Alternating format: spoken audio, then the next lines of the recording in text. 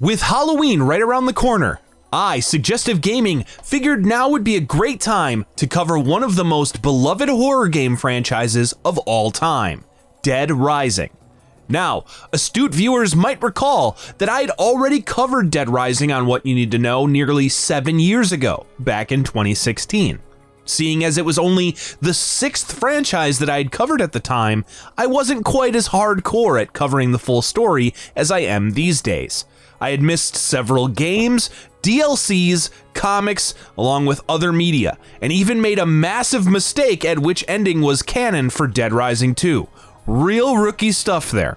With Dead Rising 4 and its DLC released since then, it's time to redeem myself. As always, there's a few notes before we begin. Much like last time, I will only be covering the canon endings of each game in detail, correctly this time. I may mention some of the other possibilities, but they'll be mostly brushed over. I will also not be covering the mobile or Wii versions of the first Dead Rising, since they're more or less the same story. I'll also be skipping over a lot of side missions, as well as some Smart Glass exclusive missions from the Xbox to focus on the main plot of each game. One final thing I won't be covering are any of the Dead Rising live-action film adaptations. The Crackle-produced Dead Rising Watchtower and Dead Rising Endgame have been confirmed by Capcom to be non-canon to the games, and while ZOMBREX Dead Rising Sun was directed by longtime series producer Keiji Inafune, its story is pretty much standalone, and I couldn't find a great copy of it anyway. This time around, however, I will be covering Dead Rising 2 off the record, since that game is simply an enhanced version of Dead Rising 2, just with Dead Rising 1's Frank West as the playable character in a non-canon what-if type scenario. I'll just throw it in at the end of this video as a quick little bonus. Now, without further ado, this is what you need to know about the Dead Rising franchise. Our story begins in the year 2006, where we meet esteemed photojournalist Frank West, who's covered wars, you know. Frank, looking for his next big scoop, hires a helicopter pilot named Ed DeLuca to fly him to the rural town of Willamette, Colorado, to follow a tip he received about something big happening there. Approaching the town, Frank spots the National Guard blocking the roads in and out of Willamette. Once the helicopter flies over the main street, Frank sees what he initially believes to be some kind of riot, with several people attacking the citizens of Willamette. Frank has Ed drop him off on the rooftop of the Willamette Parkview Mall, instructing him to return to pick him up in 72 hours. While National Guard helicopters begin to tail them, Frank is able to jump out of the chopper and land on the roof of the mall, ready to start his investigation. As Ed flies off, Frank is greeted by a mysterious man, who seems to imply that the hostile people in the town are already dead. When Frank asks the man to explain what's going on, he simply states that Frank should see for himself. Frank then enters the mall, finding a group of survivors, including a woman he takes notice of, before one of them tells Frank that the attacking horde are none other than the undead, referring to them as zombies. While Frank and the survivors try to barricade the entrance to the mall, an old man with a cane begins to accost Frank, accusing him of summoning the old man to Willamette before he storms off. Just then, a distraught old woman spots her dog amongst the zombies, and in her attempt to rescue it, allows the horde to enter, killing her and several other survivors. Frank spots a man on the upper level of the mall, and he fights his way through the zombies to reach them. As zombies begin to fully spill into the mall, Frank reaches the upper level and finds his way to the mall's security room. There, Frank meets a janitor named Otis Washington, who welds the door to the room shut to protect them. Frank also meets the man who led him there, Brad Garrison, as well as his partner, Jesse McCarney, both officers from the Department of Homeland Security. Jesse looks through the photos on Frank's camera and recognizes the old man with the cane, but keeps his identity classified, at least for now. Frank enters the mall through the air ducts and continues his investigation, soon coming across Jesse once again, who is now wielding a pistol. After Frank accidentally knocks her down, believing her to be a zombie, Jesse explains that she saw Brad getting attacked on a security monitor and was going to assist him. With her ankle now sprained from the fall, she reluctantly gives Frank her gun and returns to the security room as he rushes off to find Brad. In the mall's food court, Frank spots Brad in the midst of a shootout with the mysterious man that greeted him on the rooftop. After providing backup for Brad, the attacker makes a hasty escape. In the wake of the battle, Brad refuses to provide Frank with any info as well, but after Frank shows him the photo of the old man, offering to help find him, Brad reluctantly agrees to team up and work together. The pair make finding the old man their new priority, returning to the entrance plaza where they find him barricading himself behind a locked gate. While Brad tries to convince the man to come with them, he refuses, only agreeing to go with if they can secure a safe escape route. Brad returns to Jesse in the security room, where they discuss the request the man, revealed to be one Dr. Barnaby, had made. However, Jesse finds all of her signals blocked, therefore, she cannot reach out to the DHS for help. Frank then reveals to them that the helicopter that dropped him off will be returning in 3 days, and agrees to let them use it to transport Barnaby in exchange for information on what's going on. Brad agrees to help fill Frank in, but only after they finish survival preparations and get Barnaby to the security room. Around this time, Frank spots a wasp-like flying insect. Mysteriously, when Frank kills the insect, the zombies in its vicinity immediately die as well. Also within the mall, Frank comes across various survivors, which he has the chance to help, or in the case of those who have become violent and/or insane psychopaths, dispose of. Eventually, Brad, Jesse, and Frank spot the mysterious man dragging Dr. Barnaby on one of the security cameras. Believing this man to have been who called Barnaby to summon him to the mall and potentially the key to unraveling the mystery, Brad and Frank run off to find him. At the entrance plaza, the man opens fire on them with a sniper rifle while holding the professor captive, dangling from a rope. Frank and Brad engage in another gunfight with the man, defeating him and causing him to flee once again, but not before shooting Brad in the thigh. Frank finds the professor alive but unconscious and gets him and the wounded Brad back to the security room safely. There, Jesse is able to stop Brad's bleeding, but sends Frank to the mall's supermarket to get medicine from the pharmacy inside. Frank reaches the store, but is stopped by a psychopath who has the woman he saw in the entrance plaza when he first arrived captive. Frank defeats the psychopath, and the woman awakens shortly after. While Frank tries to offer his help, the woman refuses it, claiming that people like him were the ones who ruined Santa Cabeza and started all of this before she runs off. Retrieving the key to the pharmacy, Frank is able to grab the medicine and bring it back to Jesse in the security room. After Jesse administers the medication, she checks on Barnaby to discover that he is awoken. When Frank states that the woman he found mentioned Santa Cabeza, Barnaby grows scared, leading Jesse to ask him about it. As Frank tries to document his response, Jesse closes the door on him, forcing him to find his information elsewhere. Frank watches the security monitors and spots the woman on a motorcycle inside the mall. Frank reaches her and the pair battle, with Frank eventually knocking her off her bike. After learning that Frank is a reporter, the woman, Isabella Keys, offers to bring her brother, Carlito, the mysterious man who keeps popping up, to Frank for an interview. Before she leaves, Isabella reveals that the zombies weren't created by them, but Carlito did unleash them on Willamette to reveal them to the world. As Frank waits for his meeting with Carlito, he returns to the security room to ask Jesse and the now recovered Brad what they've learned from Barnaby.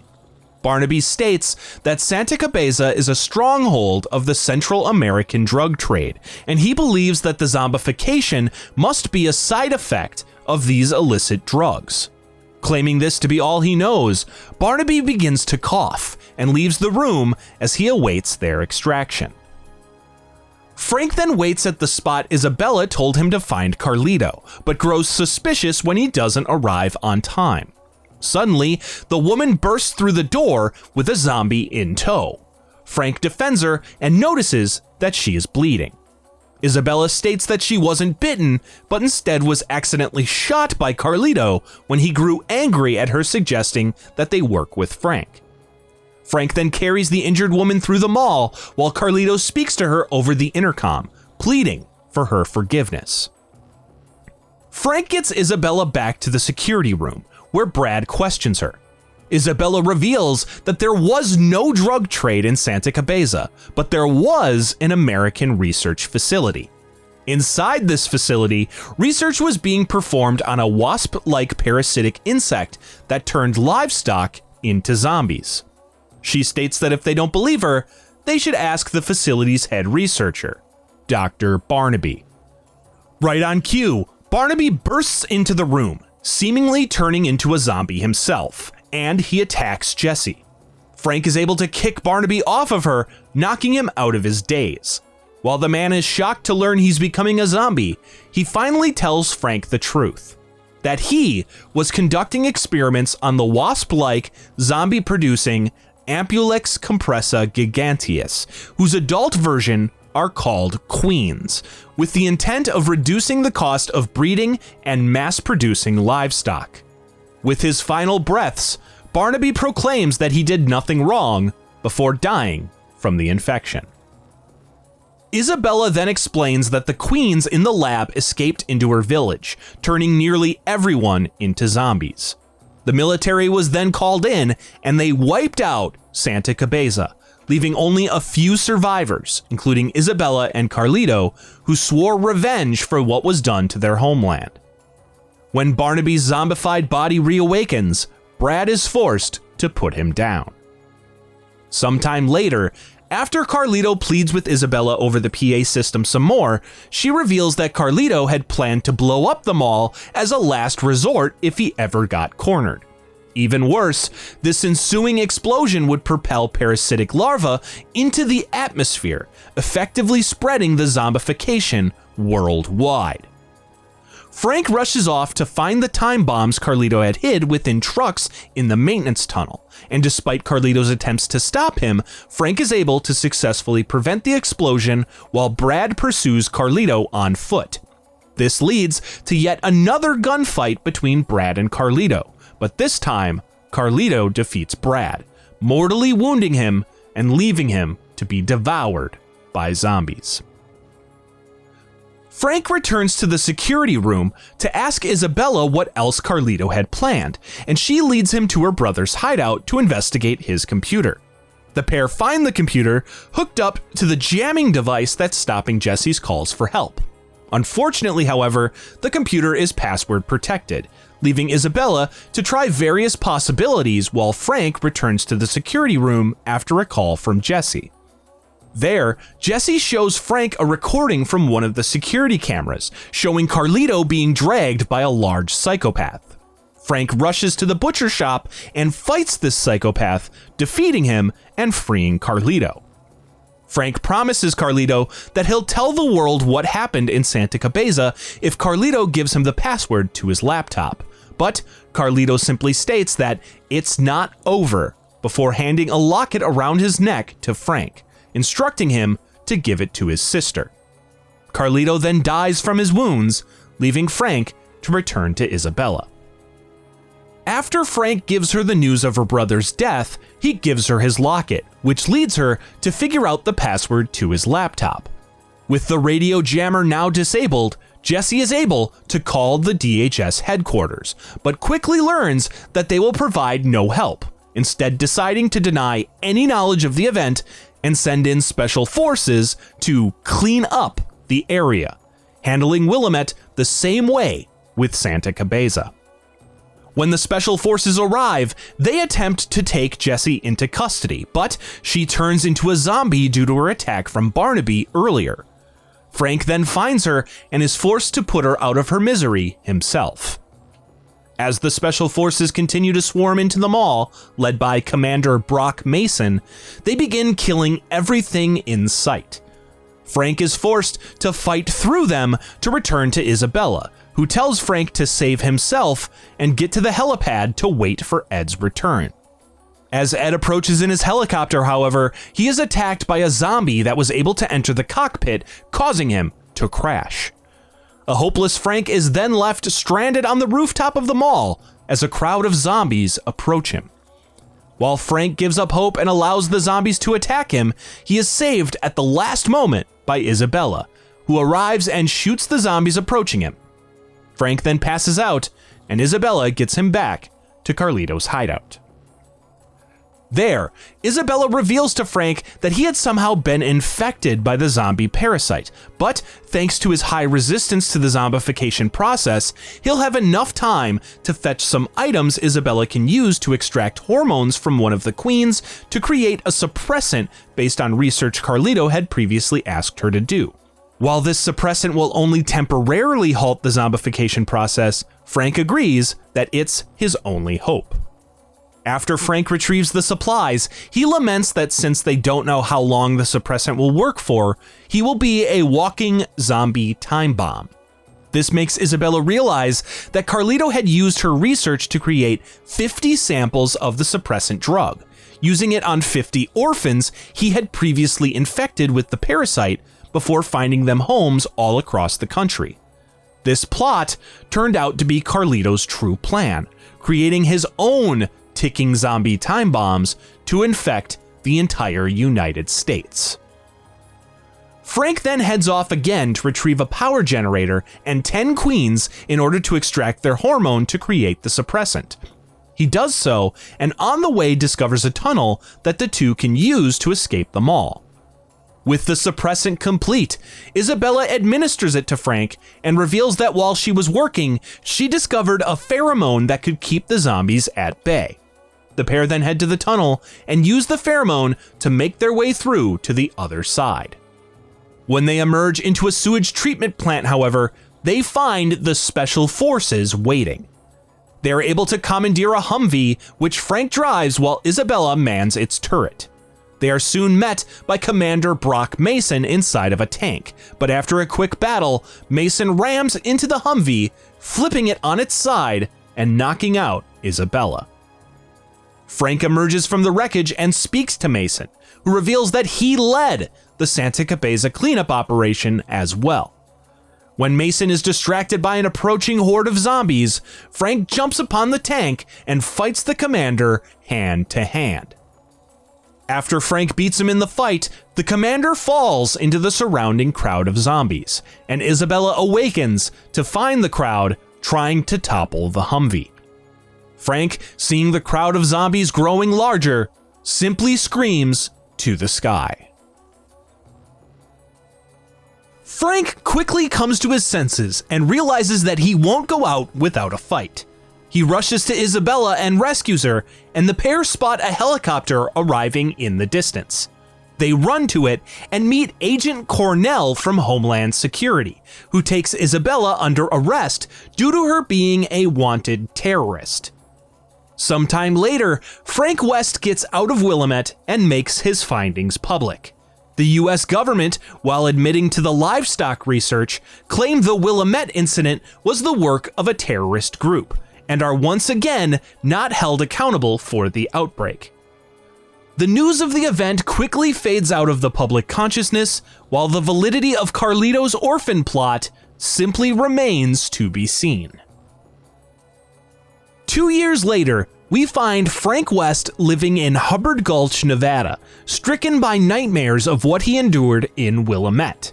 Frank is now reliant on regular doses of a mass-produced pharmaceutical drug called ZOMBREX, which continues to impede the zombie parasites within his body. Frank hears a reporter on the radio, Rebecca Chang, discussing a minor outbreak in a small town called Coyote Springs, just outside of Las Vegas, and she mentions her distrust in the government's story.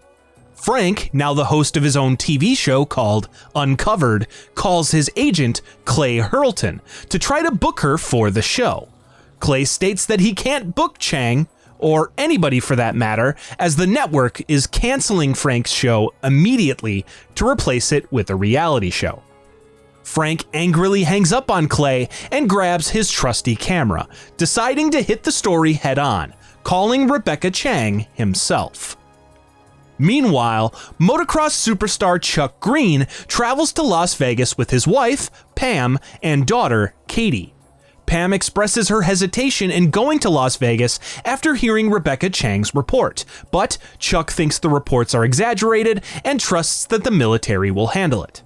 The group then reach Las Vegas and the arena where Chuck will participate in a race that night. In Coyote Springs, the military arrive and begin to clear out the zombie infestation. Rebecca Chang watches the destruction from the outskirts and demands to speak with the squad's leader, Captain Kilduff. Kilduff doesn't take kindly to Chang, refusing to give her any information, and threatening that if she takes a news chopper into the area, he won't hesitate to shoot it out of the sky.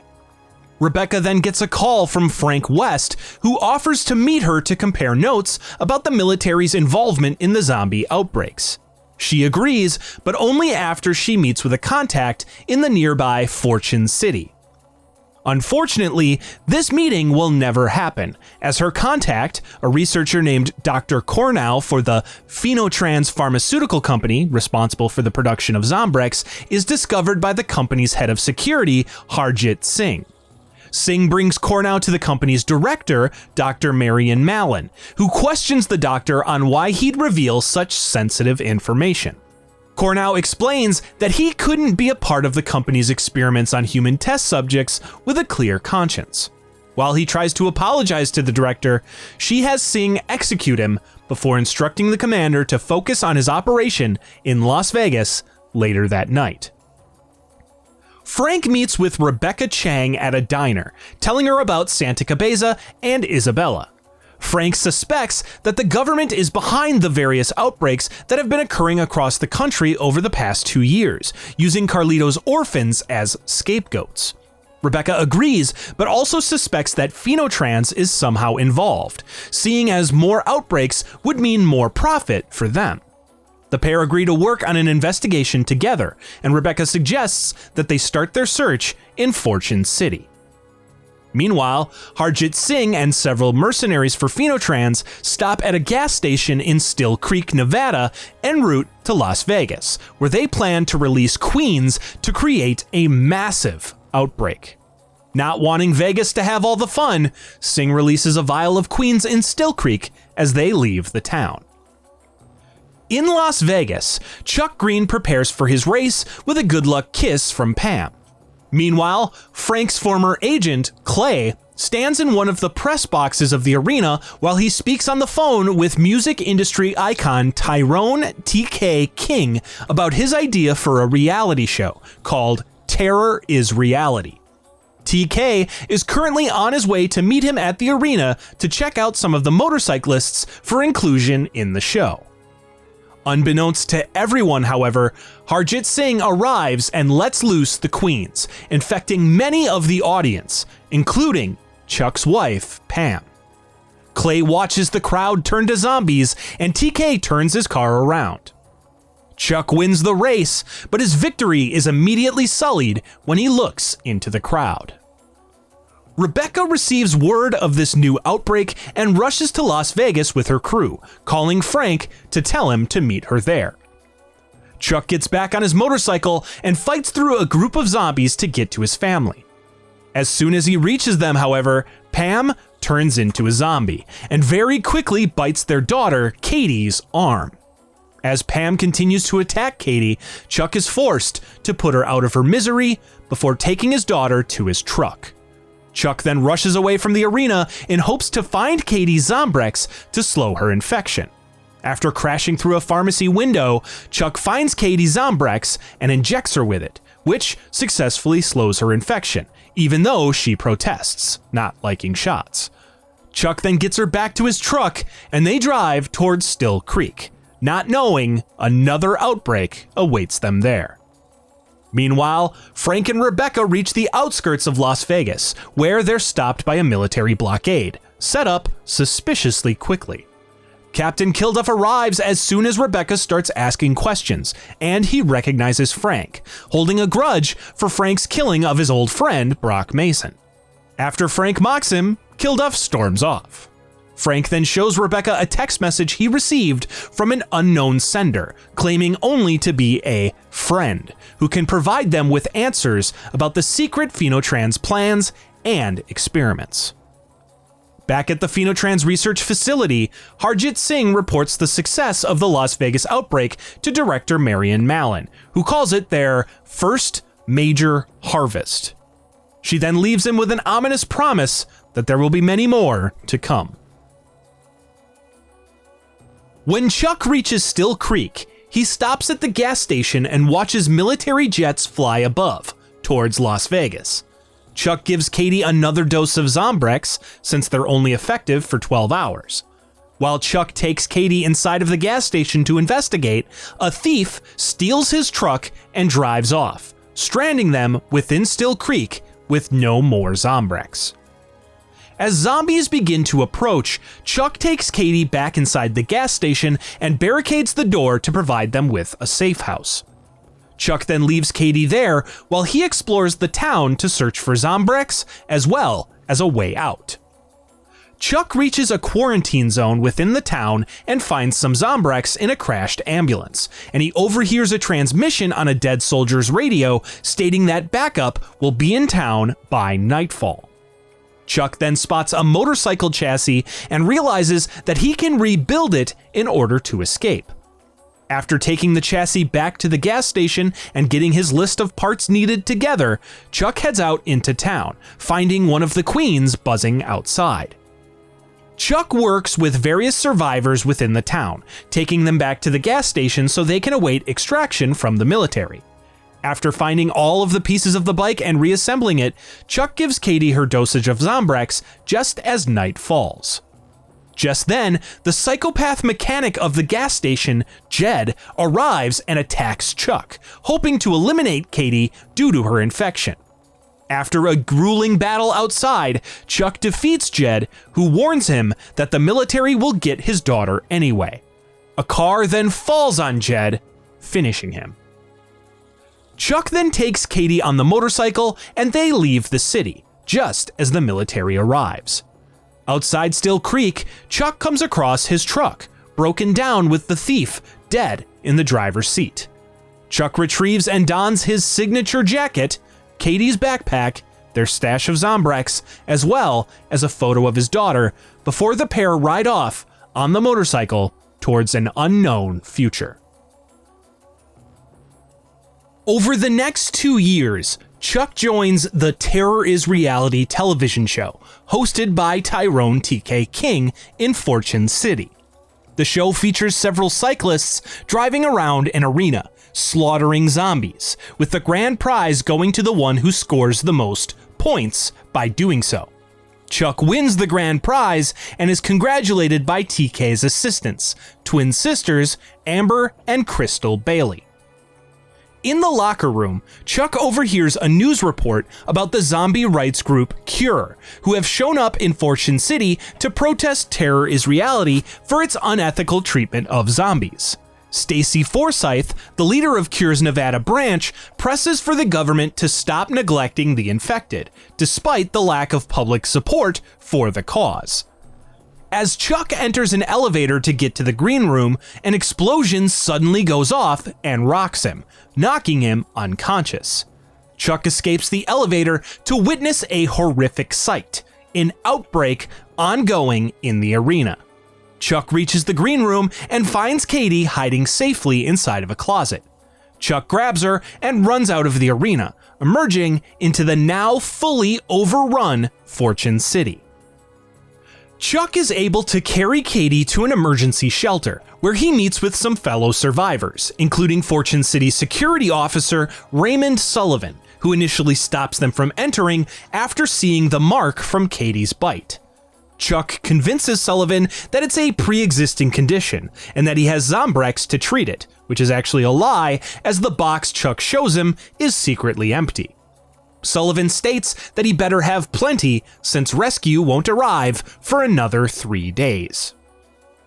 After getting Katie situated in the security room, Chuck meets Stacy Forsythe, the Cure member, who states that she can lead him to some ZOMBREX for Katie. After taking a radio from Stacy, Chuck leaves Katie in her care and heads to the Royal Flush Mall to search its pharmacy for the ZOMBREX. Using the air ducts, Chuck emerges into Fortune City, finding the pharmacy and stopping a group of looters from robbing it. Afterwards, he's able to obtain some ZOMBREX and return to the safe house to administer it to Katie. On television, Rebecca Chang reports about the outbreak in Fortune City, claiming that the release of zombies into the city wasn't an accident, but rather an act of terrorism. She then shows footage of a man in a motorcycle helmet blasting open the gate to allow the zombies to escape the arena, claiming his identity to be none other than Chuck Green. Rebecca goes on to claim that Chuck is a member of Cure, and this act was on their behalf to escalate the protest group's methods to violence. Chuck decides to find Rebecca Chang at the Fortune City Hotel to hopefully learn of the source of her footage so he can learn who is setting him up to hopefully clear his name. Hoping to clear Cure of any involvement as well, Stacy takes Chuck's word of his innocence and agrees to continue helping him remotely while watching over Katie. At the hotel, Chuck meets Rebecca and proclaims his innocence, but she refuses to give up her source. Rebecca compromises and agrees to take Chuck to the central security room to review surveillance footage in exchange for an exclusive interview with him. Once they arrive, Rebecca picks the lock to the door, and when they enter, the pair discover that everything inside had been destroyed. Oddly, however, the security guards inside had been killed by gunshot, proving that someone was attempting to cover up what's really going on.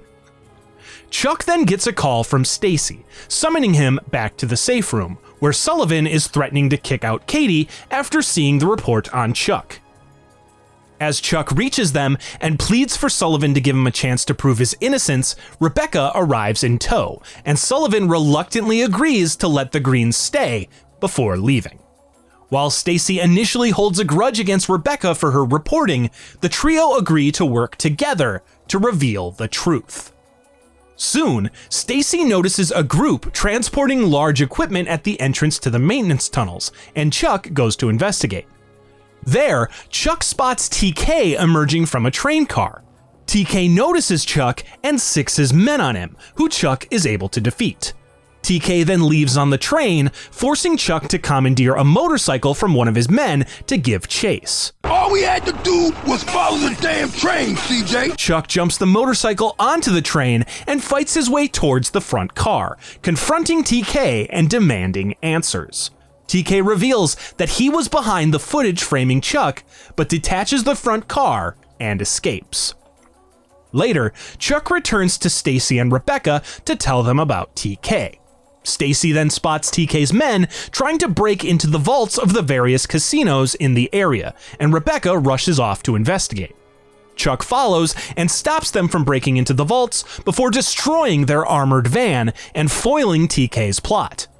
Chuck and Rebecca reunite and determine that TK's plan was to release the zombies to create a distraction while he robbed Fortune City blind. Rebecca, now trusting Chuck, tells him to join her later that night for a meeting with her source.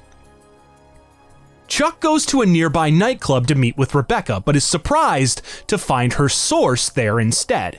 TK's assistant twins, Amber and Crystal, who have the reporter hostage. Chuck is then forced to fight them to the death.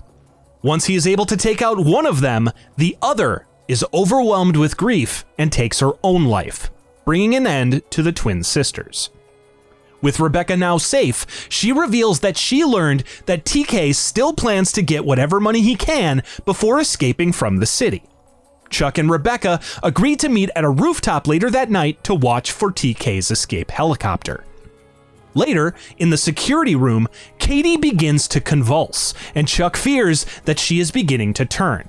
Stacy assures him that it's just a side effect of the ZOMBREX, and shares her hope that one day a cure will be found for the parasite. Stacy then reveals that a woman named Isabella Keys was looking for it. That night, Chuck and Rebecca meet at the rooftop and wait for TK's helicopter. They then see it landing atop the roof of the hotel, and they rush to get there to stop TK.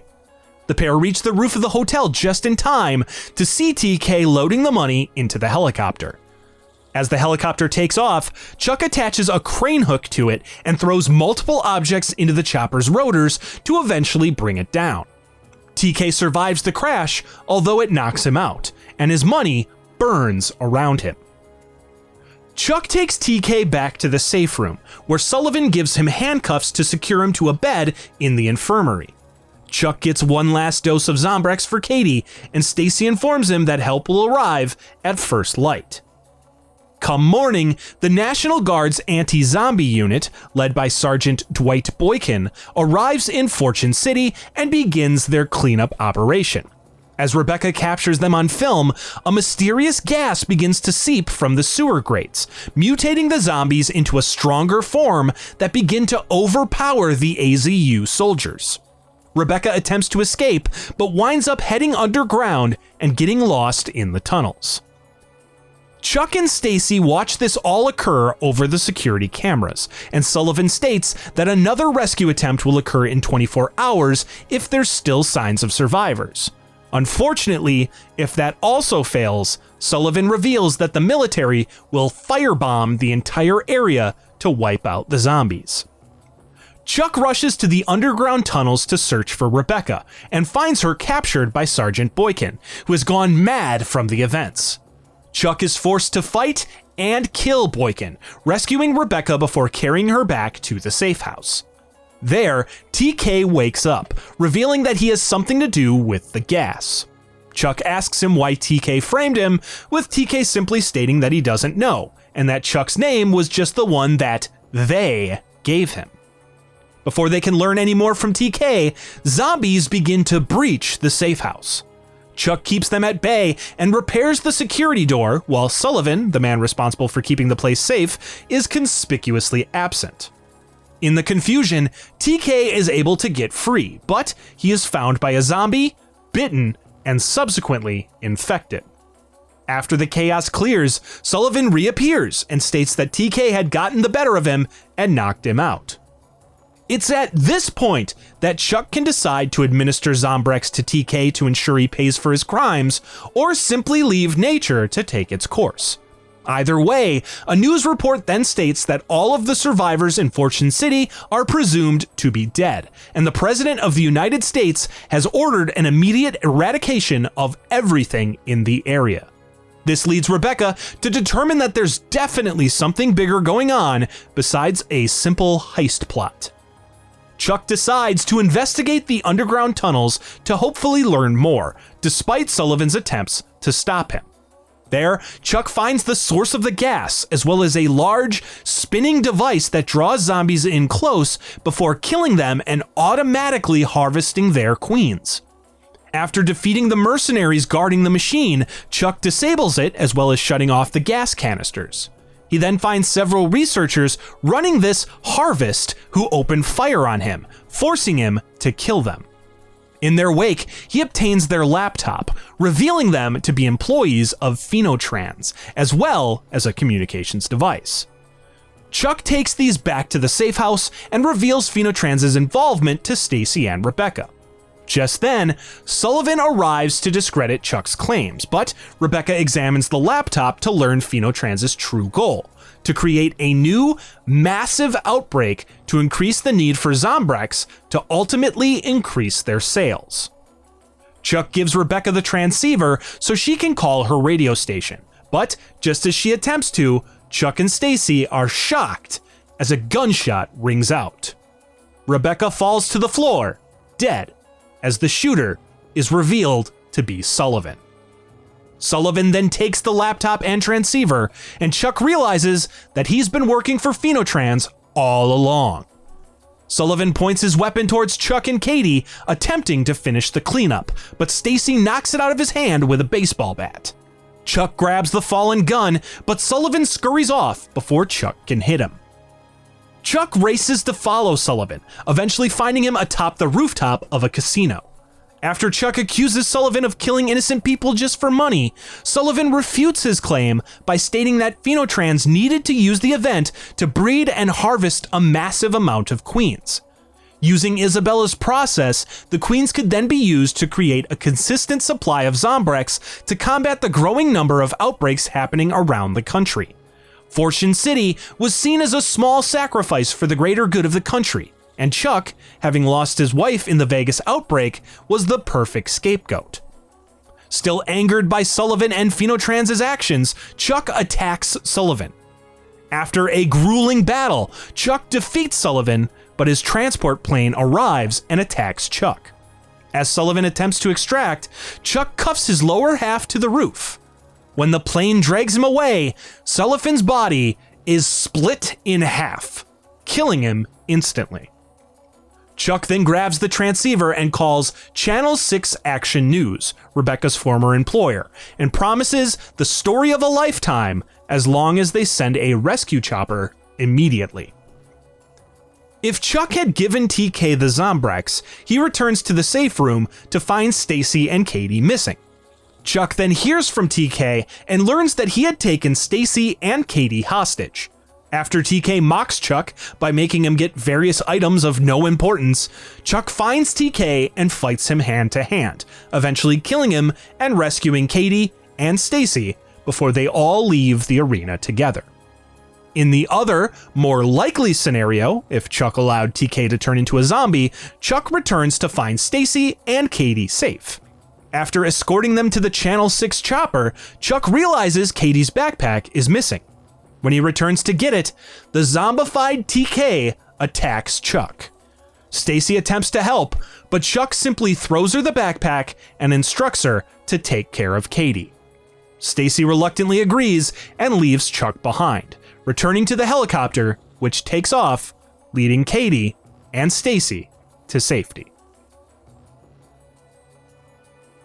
As Chuck continues to fight off the zombified TK, he is suddenly assisted by an extremely unlikely party, none other than Frank West. Frank knocks out the attacking zombie and immediately recognizes Chuck as the one supposedly responsible for the outbreak. Chuck proclaims his innocence, stating that Phenotrans are the ones behind everything, including Rebecca Chang's death. Taken aback by the news of Rebecca's murder, Frank agrees to take Chuck to the nearby Phenotrans research facility where they can hopefully find proof of the company's involvement as well as Chuck's innocence. Frank injects himself with a dose of ZOMBREX, and the pair head off to the facility. After reaching and scoping out the facility, Chuck and Frank infiltrate it through the air ducts, quickly finding it, too, to be overrun with zombies. The pair are able to fight through various zombies and Phenotrans security to a safe room, where Frank receives a message from his source and friend, who started the outbreak inside the facility in order to distract security. The source prints them a map and claims that if the two can enter access codes in various places in the facility, they can hack the secure networks and download information for them. Furthermore, the source informs them that if they can get into the director's office, they can find evidence that will clear Chuck's name. The pair get into the director's office and find proof that Phenotrans caused the Fortune City outbreak in order to harvest queens to make more ZOMBREX. Their operation was covered up and blamed on Chuck, as they publicly claim the drug is synthetic. When they return to the safe room, they find a message from Frank's source, who claims to have the rest of their data, but is currently trapped in a secure lab. The pair blast their way through the locked doors to reach the lab, where they finally reach Frank's anonymous source, his old friend, Isabella Keyes. Frank is initially angered that Isabella is working for Phenotrans, but she explains that it was either that or jail. Furthermore, she claims that she had gotten close to developing a cure, but her research was stolen by the company. Isabella asks them to help her escape to continue her research, but suddenly, Phenotrans director Marion Mallon interrupts them from her office overlooking the lab, telling Isabella that will never happen. A group of Phenotrans soldiers then rush in and hold the three at gunpoint, but Isabella is able to run off. She quickly returns with a gun, killing some of the soldiers holding up Frank and Chuck. She is soon tossed aside, however, by the arriving Harjit Singh. Isabella slides Frank a USB flash drive before she's carried off by Phenotrans security. Singh unfortunately crushes the drive beneath his boot and begins a battle with Chuck and Frank. The two work together in combat and are eventually able to bring down the giant of a man, causing him to break open a tank of queens, which proceed to sting him to death. After the battle, Frank and Chuck speak with Malin, with the journalist noting that the director looks like she could use ZOMBREX herself, considering some of her face has rotted. Malin then reveals that she was able to complete a cure using Isabella's research to use on herself, but refuses to release it, as it would not be in the company's best interest. Malin warns them that since they've destroyed the results of the Fortune City harvest, another will have to occur soon. She then leaves, taking Isabella with her before setting the facility to self-destruct to destroy any evidence. Chuck frantically tries to find any information on the cure so he can use it on Katie, but Frank convinces him that it's too late, and they must escape before the facility explodes. The pair are able to evacuate safely with the evidence, and they discuss the possibility of a cure as they overlook the burning Phenotrans facility. As Frank realizes he left his ZOMBREX inside, Chuck tosses him a box, stating that the world needs Frank West. 10 years later, we find Nick Ramos, a young man working as a mechanic for Wrench-O-Rama in Los Perdidos, California. Nick takes an assignment from his boss, Rhonda Kresge, to drop off a car for a customer. Nick sees a young, blonde woman and, believing her to be the customer, gives her the car. As she drives off, however, the real customer rushes out and reveals that she had conned him. Nick grabs onto the car as she drives off, but both of them are surprised to see that the city is currently in the middle of an outbreak. The woman is forced to plow through a sea of zombies, but eventually crashes into a pole. Luckily, Nick had previously strapped a blowtorch under the passenger seat of the car, and he proceeds to use it to protect himself and the woman from the zombie attack. The pair are then joined by a truck driver named Dick Baker, who uses his own flamethrower to clear the area. Dick notices that Nick has a tattoo of a 12 on his neck, but Nick admits that he doesn't know why he has it. It's just always been there. The woman finally introduces herself as Annie, and the three attempt to leave the city. However, they are soon stopped by the ZDC, Zombie Defense and Control, who inform them that the city is quarantined and they cannot leave.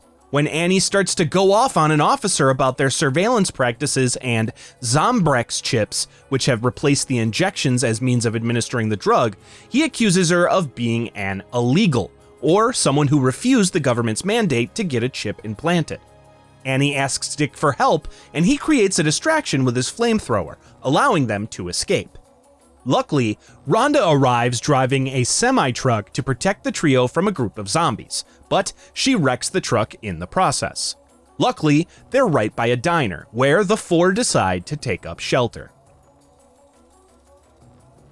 In the wake of the outbreak, Hunter Thibodeau, captain of the motorcycle gang the Kings of Chaos, breaks out of jail. Hoping to get back at the rival gang who framed him and got him locked up in the first place, Hunter heads out in search of his fellow gang member, Torque. Unfortunately, Hunter instead finds his old gang, now taken over by the man who framed him, named Spider. Hunter finds Torque, now exiled from the gang, who helps him build a custom bike to take down Spider and reclaim the Kings of Chaos.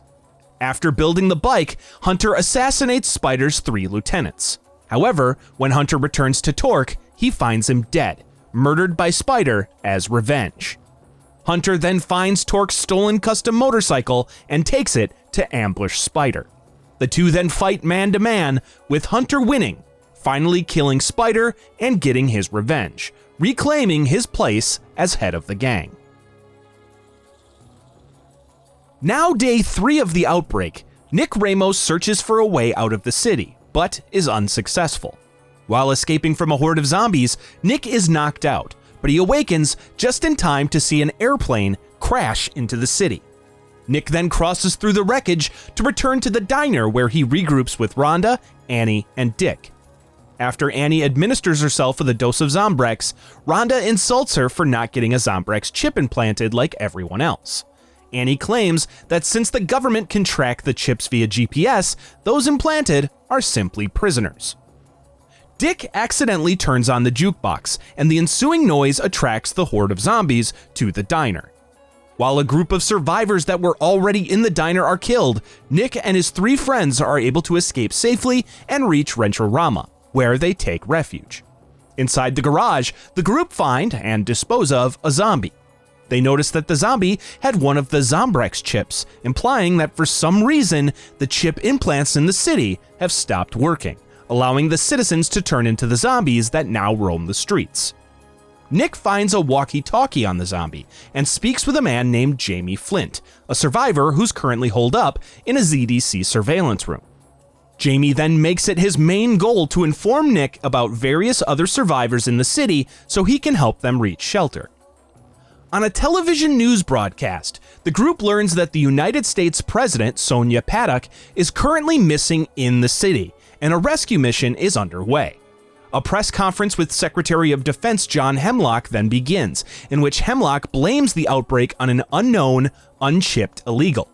He then states that in 6 days, once the president and all other survivors are safe, the military will deploy a large incendiary bomb to wipe out the entire city.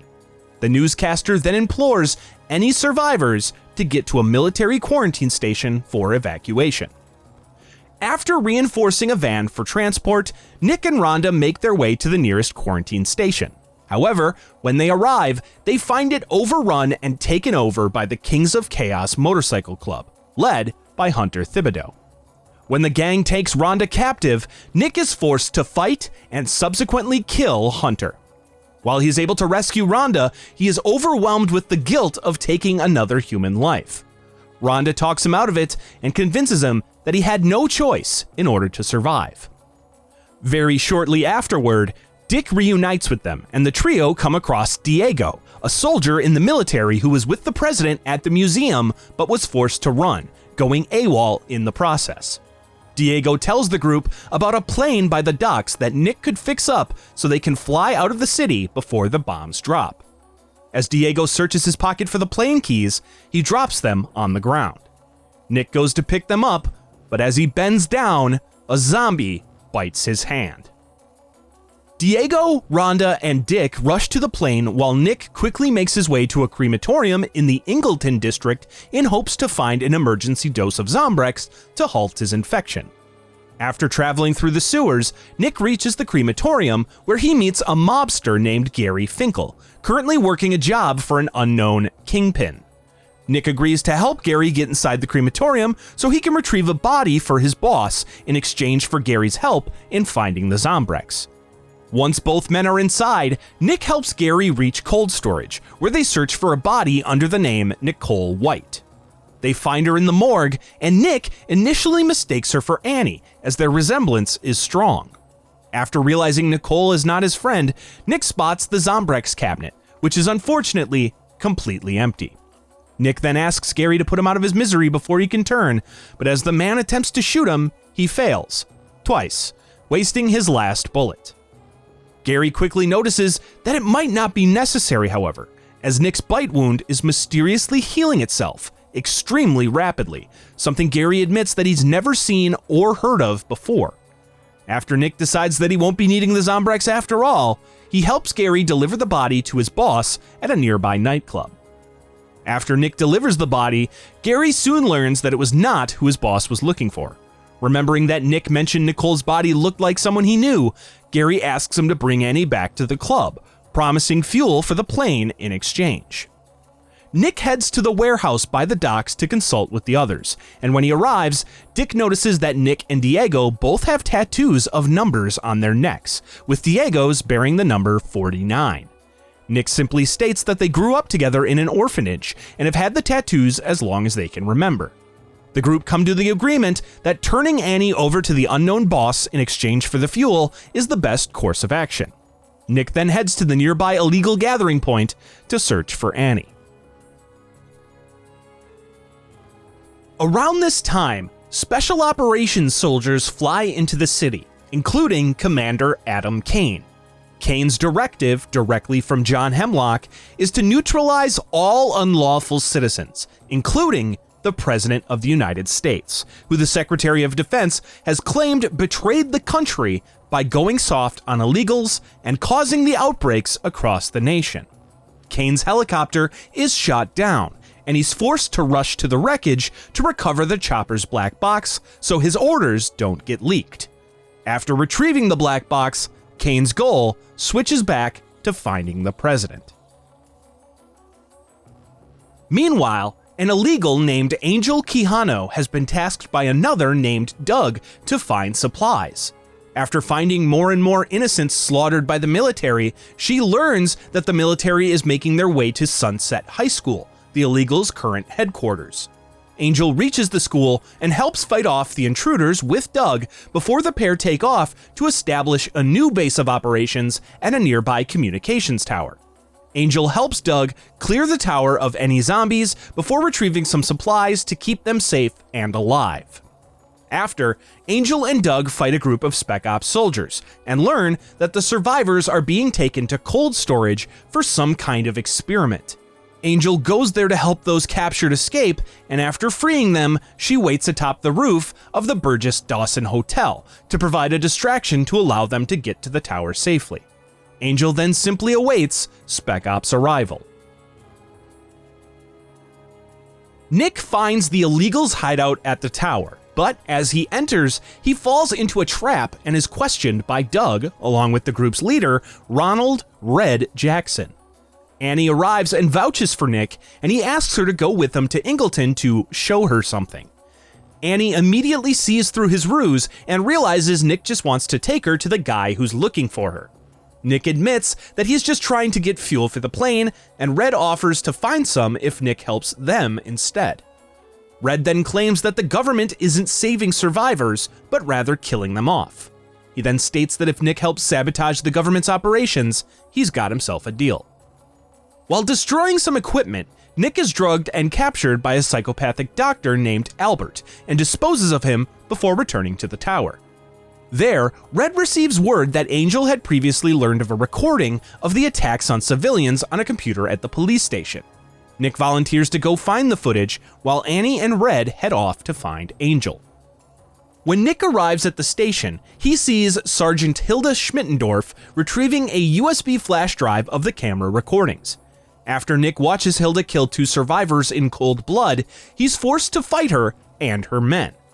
After successfully killing all of them, including Hilda, Nick is able to retrieve the flash drive. Nick then rushes to the roof of the Burgess Dawson Hotel, where Red and Annie have discovered Angel's dead body. Nick hands the flash drive over to Red, who tells Nick that he'll get the fuel for the plane. The pair then agree to meet back at the tower in a couple of hours. Around this time, Commander Adam Kane heads to the museum to search for the president. There, Kane slaughters Diego's former unit, finding a GPS tracker that gives him the president's location. After fighting through her security, Kane secures the president and takes her back to his base of operations. There, Kane receives his final orders to destroy the helicopter's black box. Nick returns to the tower to meet with Red, but finds that he's early.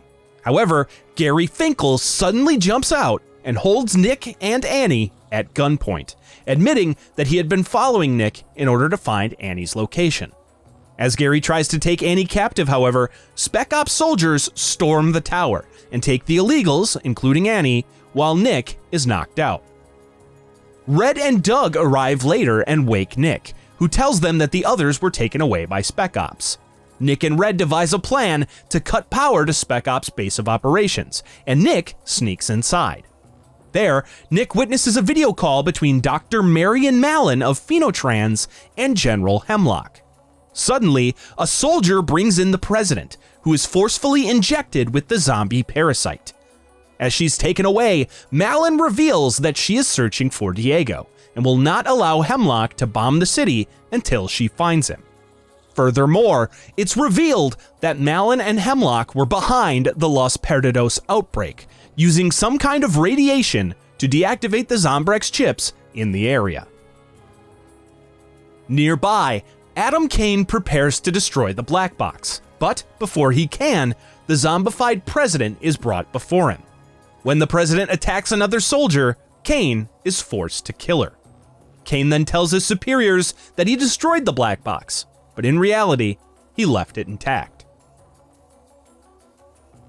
Nick finds the illegals captured from the tower, as well as Gary, and sets them all free, defeating Adam Kane in the process. Red arrives with a getaway van and creates a distraction so the group can get to it. Nick doesn't allow Gary to get in the van with Annie, but he does allow him to run off on his own. Red then regroups with Nick and shows him a wanted flyer that's being placed around, offering a reward for information on anyone with a numerical tattoo on their neck, claiming those who have it are part of a terrorist cell. Nick claims to have no idea what it's about, and Red agrees to meet with him at a karaoke bar later that night, as soon as he makes sure the illegals are safe. As they part, Red holds up to his end of the deal and tells Nick where the fuel for the plane is being kept. Nick heads to retrieve the fuel, witnessing a new mutation of zombie with a nest of queens covering its head. Nonetheless, Nick gets in a car with the fuel in its trunk and brings it back to the warehouse with the plane. After he drops it off, however, Rhonda reveals that Diego had frantically left, with the plane keys still on him. As Rhonda continues to work on repairing the plane, Nick heads to the museum, believing Diego was trying to return to his unit. Nick reaches the museum and finds Diego, now snapped under the pressure of the situation and suffering a psychotic break. Nick is forced to fight him, eventually defeating him and snapping him out of his episode. Afterwards, Diego shows Nick the zombie exhibit of the museum, detailing the history of the various outbreaks over the years, including Frank West in Willamette and Chuck Green in Fortune City. Also featured in the exhibit is Carlito Keys, as well as his history with his sister, Isabella. Strangely, however, Diego notices a pattern on one of the images of a zombie that started one of the outbreaks, a tattoo of the number 4 on its neck. Diego then admits that the key to the plane was stolen by muggers, forcing the pair to retrieve it. Afterwards, Nick and Diego return to the plane, which Rhonda is able to fully repair after Nick helps her retrieve some final parts. With the plane now functional, Rhonda reveals that she doesn't plan to leave with them. After the events of the last few days, Rhonda realized the mistakes of her past and elects to stay behind to find her ex-husband and patch things up while she still has the chance. Nick tearfully hugs Rhonda goodbye before leaving the warehouse with Dick and Diego to search for Annie and the others. Just as they exit, however, the group are ambushed and captured by the military, who quickly knock them out and subdue them. When Nick awakens, he finds himself strapped down to a bed, beside Diego, who is strapped down to his own. Above, Marion Malin watches from an observation deck, referring to the pair as the Little Orphans. Suddenly, Malin starts a test to activate Diego in order to determine which of them is the one. The scientists nearby then start shooting Diego with a laser, and the man is killed as various parasites and queens burst out of him. In the commotion, Nick is able to break free and escape the test chamber. He is soon met by Isabella Keys, still under the employ of Phenotrans. Nick initially meets Isabella with hostility over her starting everything back at Willamette, but she insists that the world has been lied to about her, before implying that Nick is immune to the parasites. Nick demands to know more, but Malin interrupts them, activating mechanical loaders to attack Nick as Isabella narrowly escapes. After Nick disables the machines, he is able to escape the lab as it begins to collapse around him.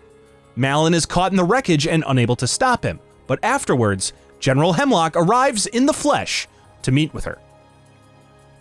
After making it back to the city, Nick goes to the karaoke bar to find Annie, so he can take her to the plane to get out of Los Perdidos. Surprisingly, he finds Gary outside, stopping him from getting in. Gary reveals that he was able to trap Annie inside the bar so his boss could finally retrieve her, but soon has a drunken breakdown over the loss of his wife, who coincidentally happens to be Rhonda. Nick rushes back to the garage and finds Rhonda laying on the ground with her arms severed off after she was tortured by those searching for Nick. Nick helps treat her wound and replace her arm with a prosthetic, then takes her to the karaoke bar where she reunites with her estranged ex-husband. Now with a reason to live, Gary lets Nick into the bar to find Annie. Inside, Nick rescues Annie, and the pair rush back to the plane, where they find Dick, but all other survivors are missing. Red arrives with Isabella, then rushes off to check for the others. Isabella then tells Nick and Annie about Santa Cabeza, as well as the zombie time bomb orphans that Carlito sent to America, Diego being one of them. Isabella finally reveals that Carlito didn't want to create something unstoppable, however, so he made a single orphan carry an immunity instead of the parasite. That orphan, they soon realize, was number 12, now known as Nick Ramos. Isabella warns Nick that Dr. Malin only wants the cure for herself and will do anything to get her hands on him. Red then calls for them to meet him outside, but when they do, a trap is sprung. A Spec Ops soldier throws Isabella and Annie inside of a shipping crate. Red then appears and reveals that he intends to turn Nick in for the reward he saw in the flyer, threatening Isabella and Annie's life unless he goes willingly. Nick refuses and destroys the crane holding the shipping crate, allowing Isabella and Annie to run away.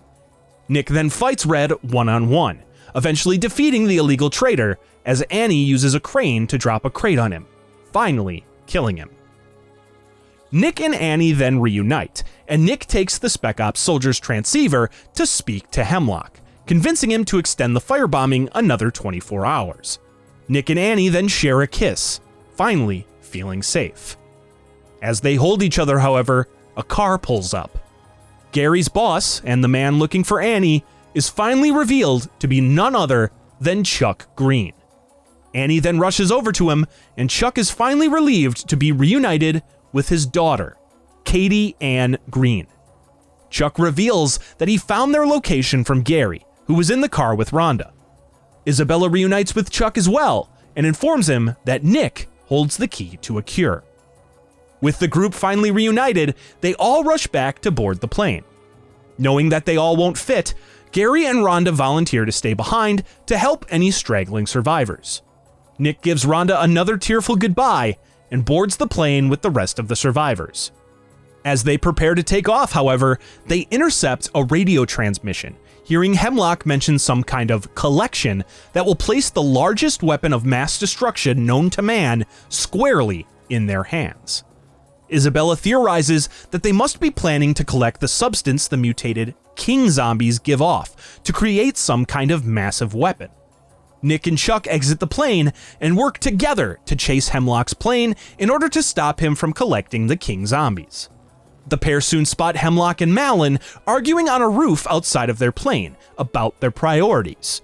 Hemlock wishes to capture the kings in order to control the start and end of outbreaks wherever they wish, but Malin wishes to instead focus on finding Nick so they can make the cure.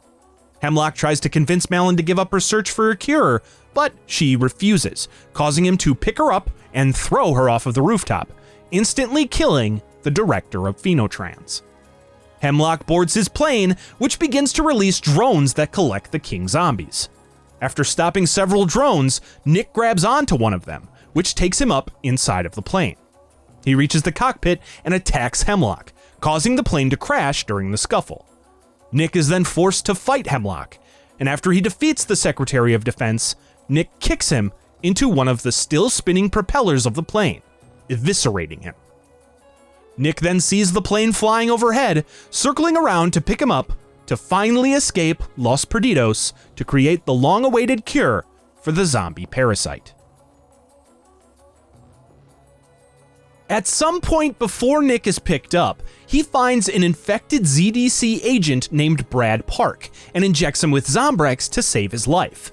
Nick then runs off, expressing his disgust over the ZDC killing survivors instead of saving them. Believing this to be a lie, Brad sets off to figure out why Nick would think that. First, however, Brad delivers a truck of ZOMBREX to a doctor named Cora at the nearby hospital. The pair quickly realize that the ZOMBREX chips in the area have stopped working, and Cora asks Brad to bring some back so she can try to determine the root cause.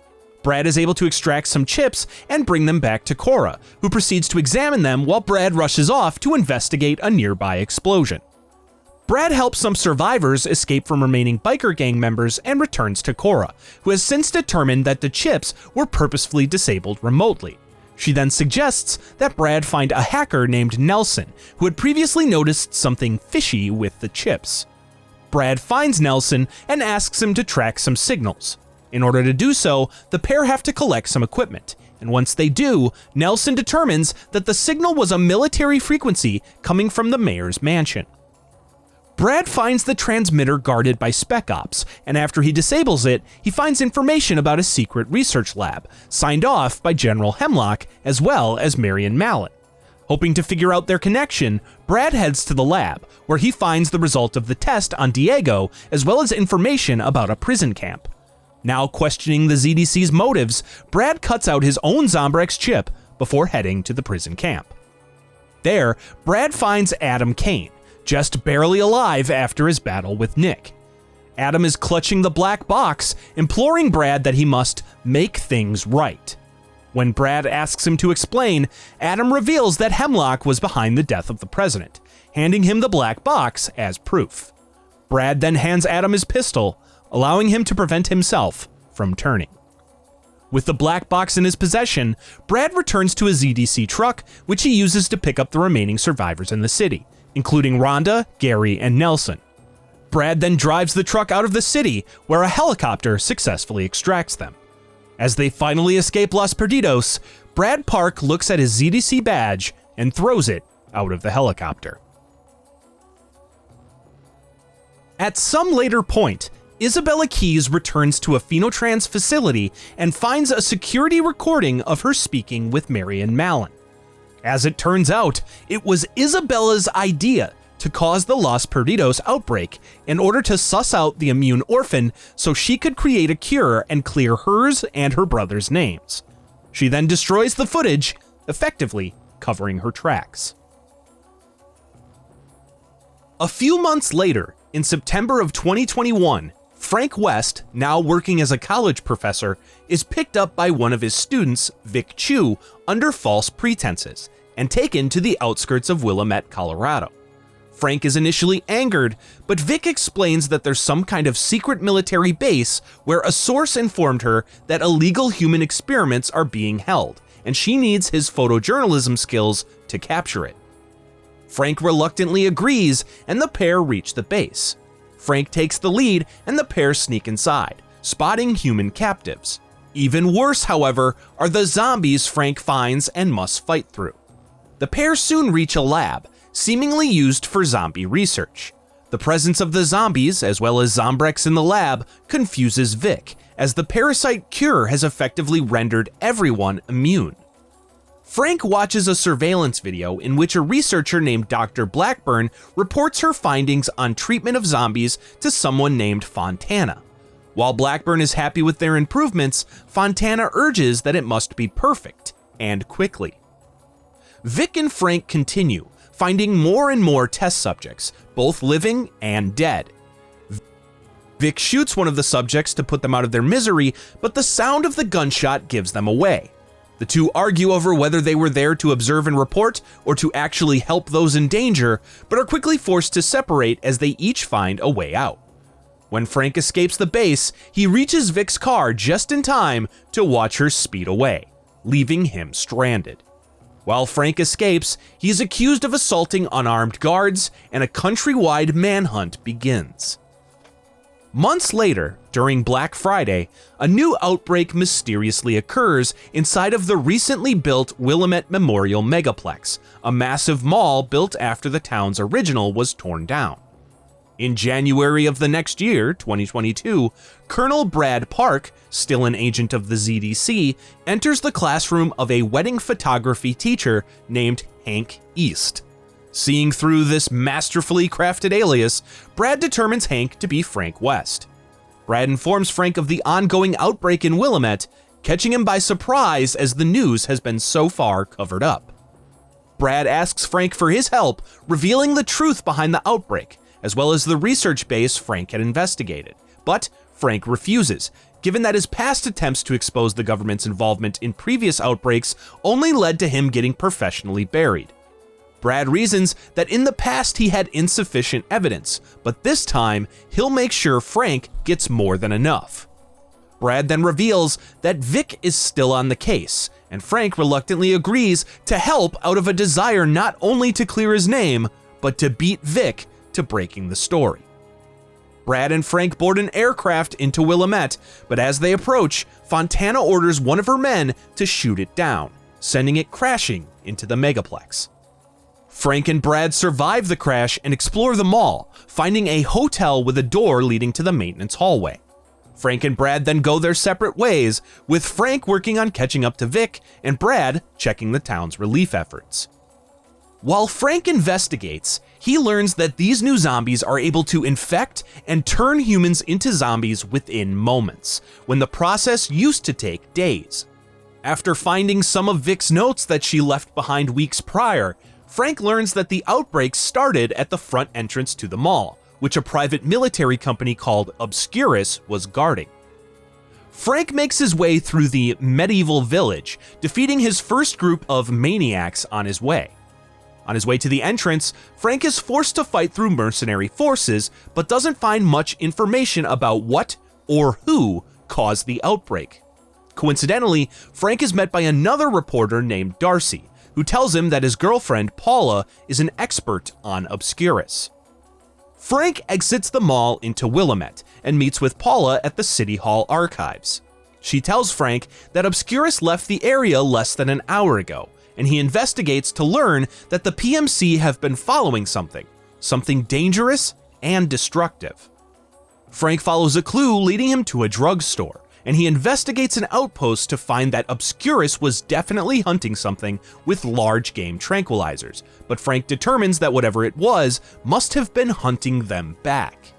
He overhears a transmission on a radio about a current mission being aborted, with the speaker instructing everyone to fall back to the fire hall. Frank gets there and finds Paula outside, having her act as lookout as he sneaks inside the Obscurus stronghold. Inside, Frank eavesdrops on a conversation between Vic and Fontana, revealed to be the leader of Obscurus. Vic claims that she has information about a group that had previously attacked Obscurus and will hand it over in exchange for 30 minutes with Fontana, off the record. Just then, an Obscurus soldier brings Darcy before Fontana, claiming he was messing with their computers. Fontana has him placed under watch before agreeing to answer Vic's questions. As the pair prepare to leave in a truck, Fontana reveals that she knew Frank was hiding, sicking her soldiers on him as she leaves with Vic. Frank survives the ambush and follows Obscurus to learn more and hopefully rescue Darcy. While Frank follows them to a nearby dam, however, he is shot by a tranquilizer dart and passes out.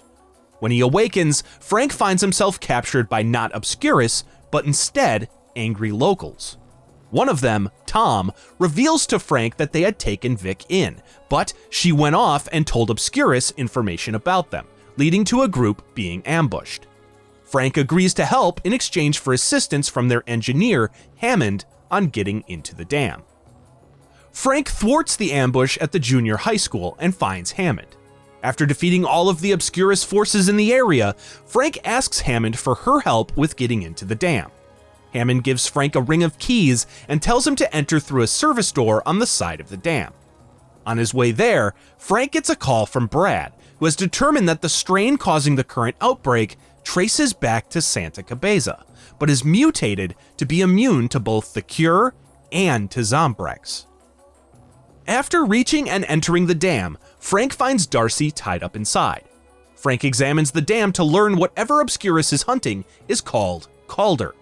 Frank begins to feel the ground shake, and he leaves Darcy tied up before searching for the trap that is supposedly holding this Calder. Frank arrives slightly too late, however, as he watches Obscurus load the trap onto a truck and drive away. Frank is then forced to don a giant cybernetic exosuit to fight through Obscurus forces. After Frank defeats them, he pursues the convoy, but soon finds that someone or something took it out. Frank follows the wreckage and finds Calder underground, masked in darkness. Although he can't get a good look at the monster, another strange zombie, one with immense speed and power, attacks him. After Frank takes out this zombie and several others like it, he receives a call from Obscurus's research director, Dr. Diane Blackburn, the woman he and Vic saw in the surveillance footage back at the secret base. Frank agrees to meet with Blackburn, who promises information in exchange for evacuation by the ZDC. When he reaches her location, however, Frank is startled to see her tied to a chair. Suddenly, a gun is pressed up against his head, and he turns to see it's held by his former student, Vic Chu. Frank argues with Vic over her choice of methods, eventually letting her leave with her gun while he stays with Blackburn.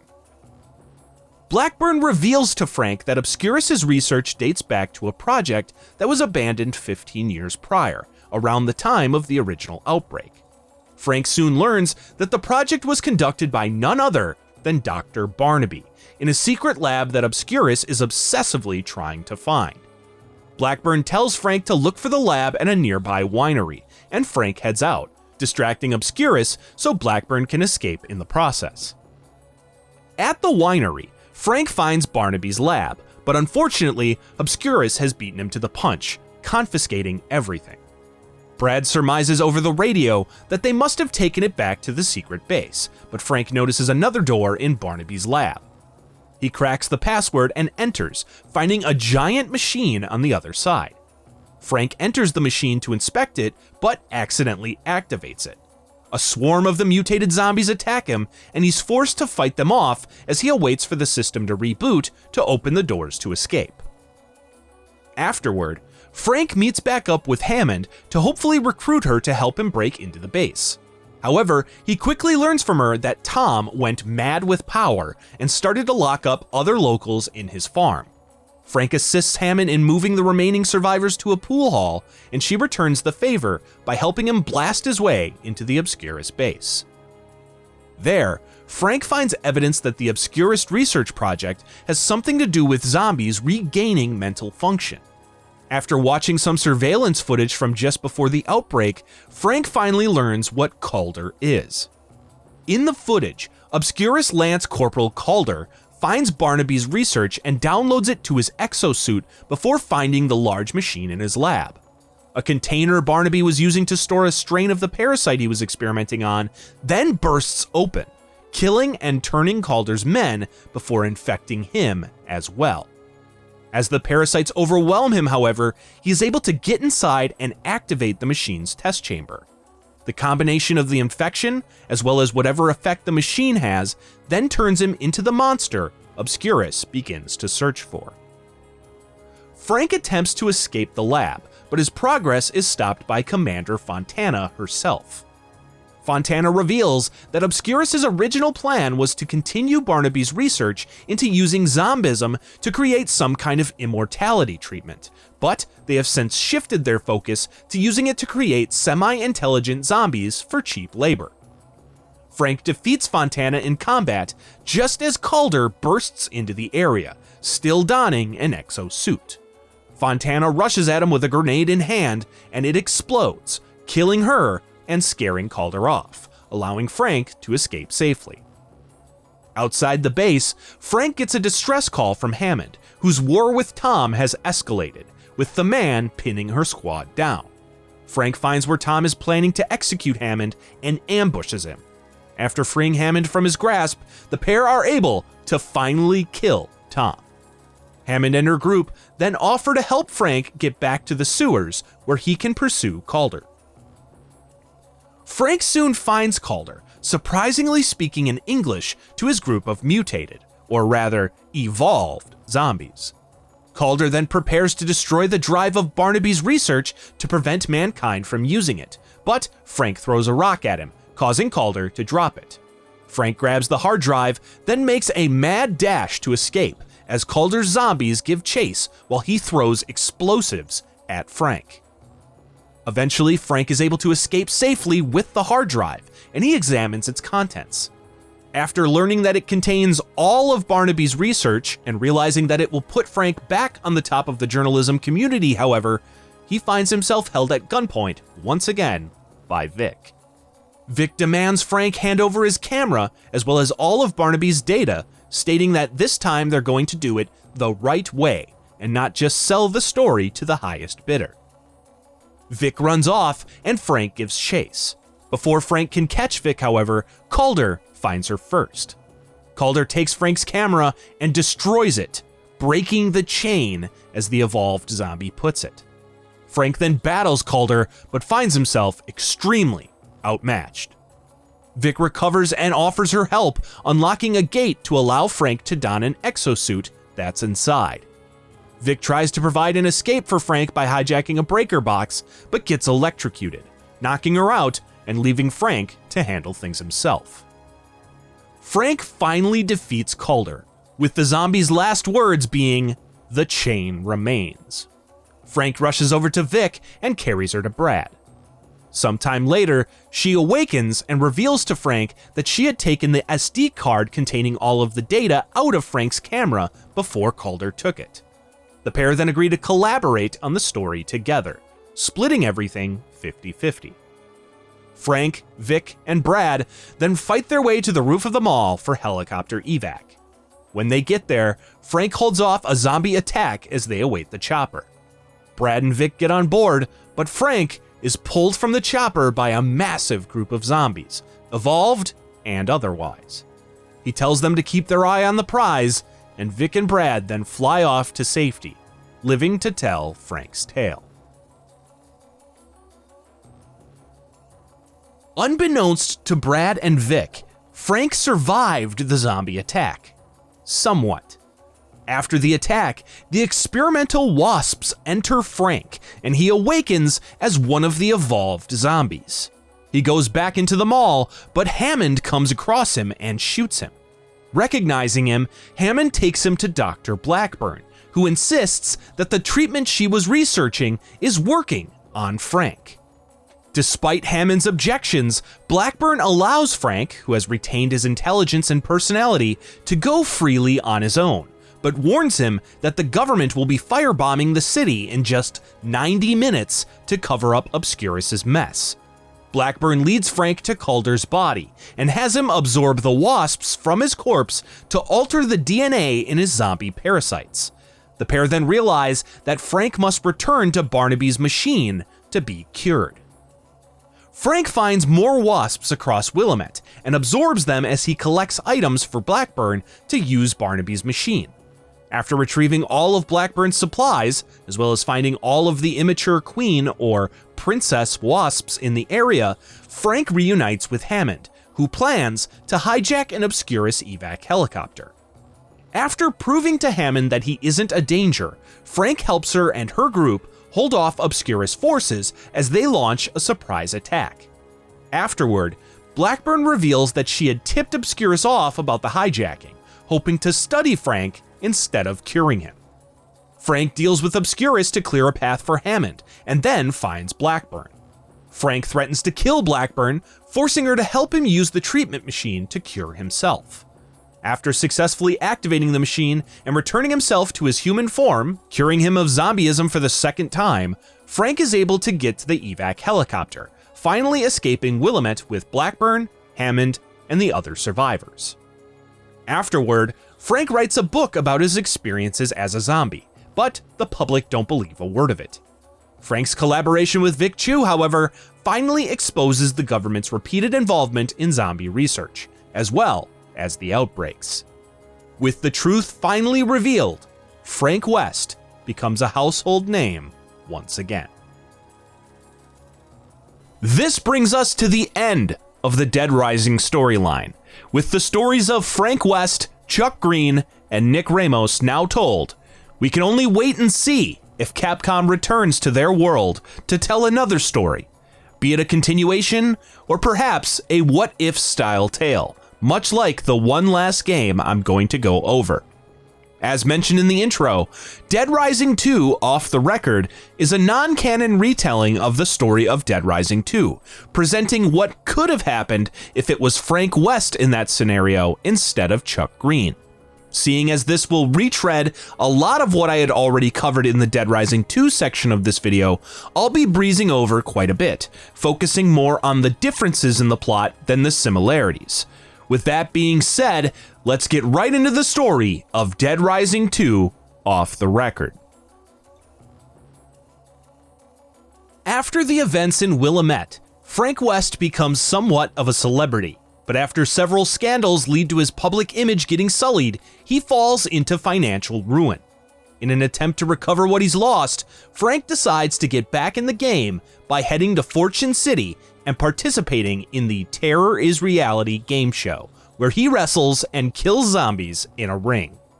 While Frank wins the competition, as well as the prize money, he feels more like a loser after realizing he's further given up his dignity. When Frank goes to exit the arena, he spots the show's host, Tyrone TK King, speaking with another man about something very important, but very secretive. Frank photographs them and notices that the second man is carrying some kind of explosive device. Frank is caught by some of TK's security and is forced to fight them before entering an elevator to leave the arena, brushing with TK's twin assistants on the way. An explosion rocks the elevator, and when Frank exits, he finds all of Fortune City now overrun with zombies. Frank makes his way to an emergency shelter, meeting his fellow survivors, including Fortune City security officer Raymond Sullivan and the Cure zombie rights activist leader Stacy Forsythe. Frank, still infected from Willamette, needs ZOMBREX, and Stacy agrees to help him find some.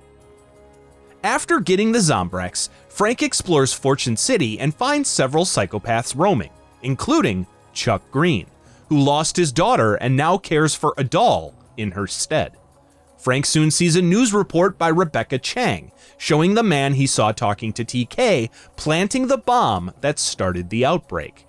The media blames Cure for the action, and Stacy recruits Frank's help to clear their name. Frank eventually comes across Rebecca, offering to collaborate with her on the story. Frank brings Rebecca back to the safe house, and they agree to work with Stacy to find the truth. Eventually, Stacy and Frank watch the man Frank saw speaking with TK on one of the security monitors.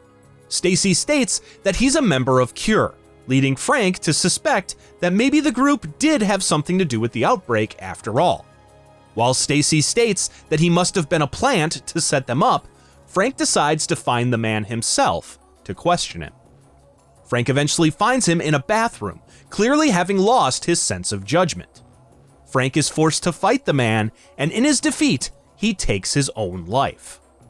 Frank storms back to Stacy, who maintains Cure's innocence before spotting something going on at the maintenance tunnel. Frank heads there to find TK moving equipment on a train, and he hops onto it to learn from TK that he had paid the Cure member to start the outbreak. Frank isn't able to learn much more as TK breaks away from him. Frank returns to Stacy and Rebecca to explain that TK is behind the outbreak, then stops his men from stealing from the casino's vaults. Later, TK captures Rebecca, telling Frank to bring a ransom to a nightclub that night. Frank does so and fights the twins, who have Rebecca hostage. After defeating the twins, Frank stops TK from escaping in a helicopter, capturing him and bringing him back to the safe house. The military arrive soon after and begin to clear out the area, but a noxious gas arises from the sewers and causes the zombies to grow stronger. Rebecca gets caught by the military and Frank rescues her, bringing her back to the safe house. There, Frank determines that TK was instructed to set up Cure by somebody else, indicating some larger operation. Zombies attack the safe house, forcing Frank to act quickly to prevent them from fully breaching their security. In the process, however, TK is bitten and infected. Frank gives TK some ZOMBREX, ensuring that he'll be able to survive the events to pay for his crimes. After learning of an imminent bombing of Fortune City by the military, Frank decides to head underground to find the source of the gas. Frank soon traces the gas to a large machine, operated by Phenotrans employees. Frank clears out the zombies and employees in the area, taking their computer as evidence as he leaves. As Rebecca investigates the computer to learn that Phenotrans is behind the outbreaks in order to drive up their stock prices, Stacy suddenly grabs Sullivan's pistol and shoots Rebecca. Stacy then shoots Sullivan as well, revealing that she was part of TK's plot, but releasing the tape wasn't part of her plan. Stacy is able to rush off, and Frank follows, finding her in a theme park operating a large mech. Stacy reveals that she was truly a Phenotrans plant all along, manipulating Cure to create outbreaks all over the country to drive up demand for ZOMBREX. Frank is then able to defeat Stacy's mech, leading to her death. In the wake of the battle, he calls Channel 6 Action News and tells them the truth, asking them to come save the survivors. Frank soon learns that TK is missing, however, and gets a call from him, revealing that not only is Rebecca Chang alive, but that he has her captive. Frank then works for TK reluctantly to get him various supplies before he meets him face to face. Frank defeats TK in battle, ultimately killing him. This allows Frank to save Rebecca, and the pair leave the arena, walking towards an unknown future together. And with that, I've covered the storyline of Dead Rising, for real this time. I hope you all enjoyed this trip back through the franchise, as it was a lot more work than my original attempt. I really do hope that you thought it was fantastic. Hey everybody, thanks for watching. This video, like all of the others on What You Need to Know, could only be possible thanks to the patrons and channel members on screen, and you can help out by becoming one of them as well. Links in the description. Otherwise, just leave me a comment letting me know what you'd like to see next. Do make sure you join the Discord, follow on Twitter, all that fun stuff that's in the description as well, so you can talk to me and keep me sane as I work on these videos. Thanks again, and see you next time. Subscribe to my podcast, Bucket Bites.